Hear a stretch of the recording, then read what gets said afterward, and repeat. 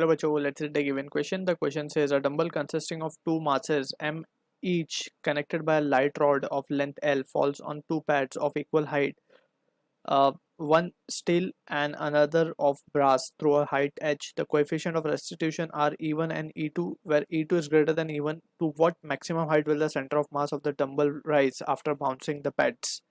Option 1 given है h upon E1 plus E2. Option 2 given है E1 plus E2 the whole square into h by 4. Option 3 given है E1 square plus E2 square by 4 into h. Option 4 4h upon E1 square plus E2 square.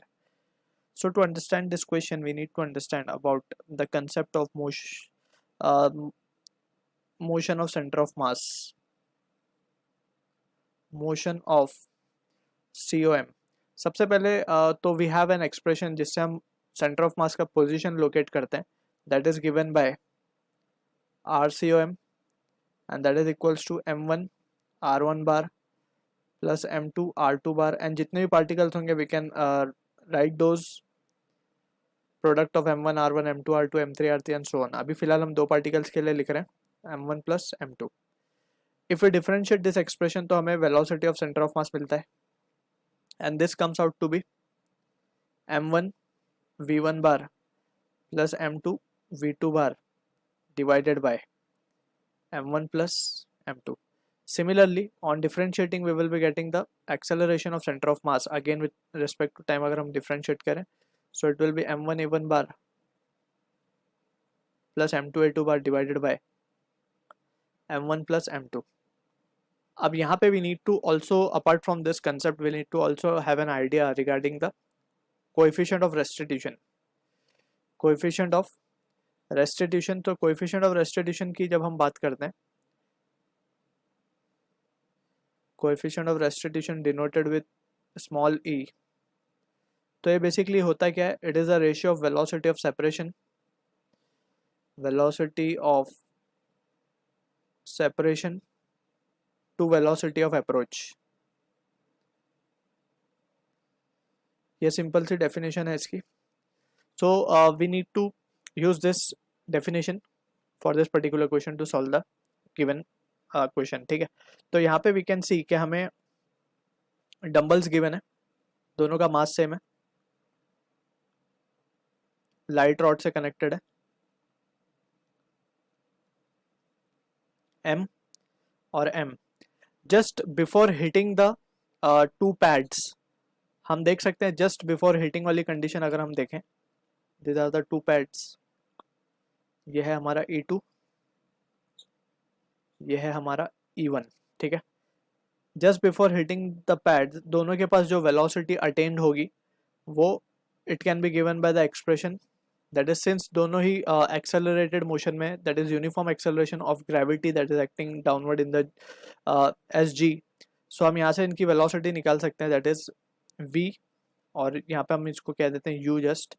So U दोनों के लिए same होगी, तो U will be equals to under root of 2GH. By third kinematical equation we have calculated this, क्योंकि distance हमें h दिया है. ठीक है, तो ये वेलोसिटी अटेंड कर लेंगे just before hitting the pads. ठीक, अब ये वेलोसिटी से दोनों आके स्ट्राइक करेंगे इन पैड्स को. तो now we have to consider coefficient of restitution का कंसेप्ट फॉर E1. जब ये इसको 1 कह देते हैं, इसको 2 कह देते हैं, जब मास 1 हिट करेगा इसको आके E1 को, तो we can write E1 can be written as velocity of separation. Let's say ये स्ट्राइक करने के बाद जो है वेलोसिटी इसने अटेंड की वो की V1, तो V1 को we can write velocity of separation will be V1 upon approach velocity क्या थी, U थी, तो यहाँ से V1 की वैल्यू क्या आ जाएगी, E1U. ठीक है, सिमिलरली हम क्या कह सकते हैं, E2 will be after striking it has attend let's say velocity V2, तो ये क्या आ जाएगी, V2 upon U, and that will be implying that V2 will be E2U. and यहाँ पे since हमें given है E2 is greater than E1, तो this will imply that कि V2 will be greater than V1, यानी कि V2 थोड़ा तेज़ी से ऊपर चलने लगेगा और ये थोड़ा नीचे हो जाएगा. तो ये कुछ इस तरीके की सिचुएशन आ जाएगी, ये कुछ रॉड इस तरीके से हो जाएगा ये. ठीक है ना. अब यहाँ पे वी कैन सी के सेंटर ऑफ मास की हमें मैक्सिमम हाइट पूछी गई है कि कितनी वो अटेंड कर लेगा. So that we have to calculate. Now we can say सबसे पहले तो हम कैलकुलेट कर सकते हैं कि हमें velocity of centre of mass क्या होगा after collision. Velocity of centre of mass can be written as m into v1 for first it will be, ऊपर की तरफ हम मान लेते हैं कि पॉजिटिव है तो ये आ जाएगा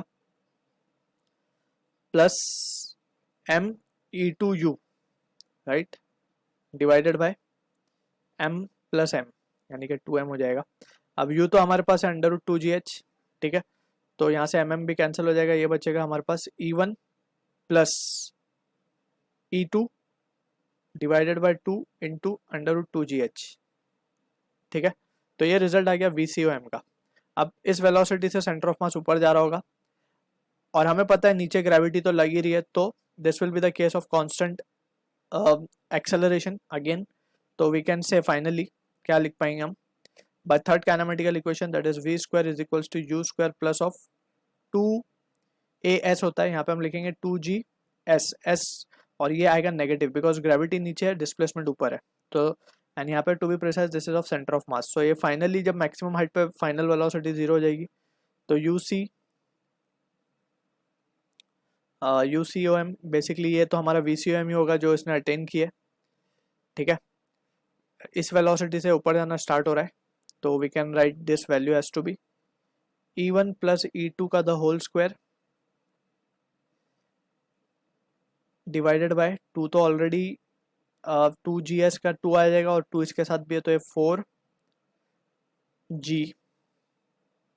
ठीक है, एंड h इसका भी स्क्वायर करना होगा तो ये हो जाएगा हमारे पास this value will be equals to into GH बचेगा ये, and that will be giving us the value of H max.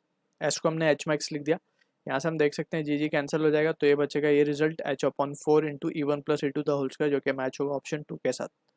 I hope you understood the solution. All the best.